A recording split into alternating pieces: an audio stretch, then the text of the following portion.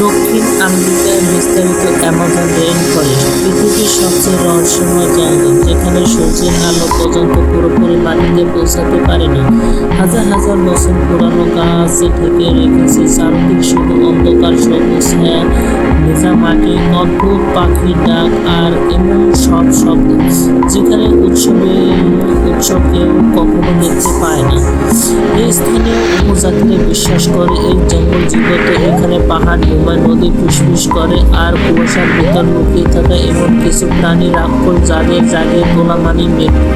অনেক বছর ধরে নিখোঁজ হয়ে শত শত মানুষ কেউ আর ফিরে আসেনি, কিন্তু রহস্য মানুষকে সবসময় টানে। আর এই রহস্য টানের উত্তরের জন্য একজন 5 জন বৈজ্ঞানিক অভিযাত্রী জঙ্গলে প্রবেশ করে। তাদের নেতা ছিল ড্যাগন, একজন বিখ্যাত ডকুমেন্ট নির্মাতা। তার সঙ্গে ছিল মাইক এবং ক্যামেরাম্যান এলিনা, প্রস্তুত এবং রাইফেল, স্থানীয় গাইড আর নকশা বন্য প্রাণী ফরেস্ট। আমাদের লক্ষ্য অ্যামাজন জঙ্গলে থাকা ঘুমন্ত পাহাড় খুঁজে বের করা, কারণ কয়েক সপ্তাহ আগে স্যাটেলাইটে ছবি দেখা গিয়েছিল জঙ্গলের ভিতরে কিছু পাহাড় আকৃতি অসাধারণ এবং সাধারণ মতো নয়। মনে হয়েছিল এগুলো যেন এক বিশাল এক প্রাণীর শরীর। রাত গভীর, চারদিকে বৃষ্টি পড়ছে, মশার আলো এবং কুয়াশায় ভেজা রাত। রাইফেল নিচু গলে বলল, এই জায়গাটি বেশি শব্দ করবেন না, জঙ্গল সব শুনতে পায়। ড্রাইভার হেসে বলল, জঙ্গলে আবার শুনে নাকি?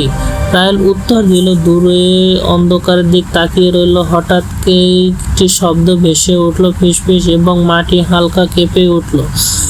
লোকসার ফিসফিস করে শব্দ এবং প্রাণীর ডাক। তারা এর সামনের দিকে এগোতে শুরু করলো। ঘন্টা খানেক পর ঘন গাছের দেয়ালে ভেদ করে তারা পৌঁছলো এক বিশাল এক খোলা জায়গায়। সেখানে দাঁড়িয়ে ছিল এক অসম্ভব দৃশ্য, একটি বিশাল বড় পাহাড়, কিন্তু সেটি সাধারণ পাহাড় নয়। পাহাড়ের গায়ে স্পষ্ট দেখা যাচ্ছে আকাশের মতো বিস্তার, এক প্রাণী লতাপাতা ঢাকা এবং কুঞ্চ।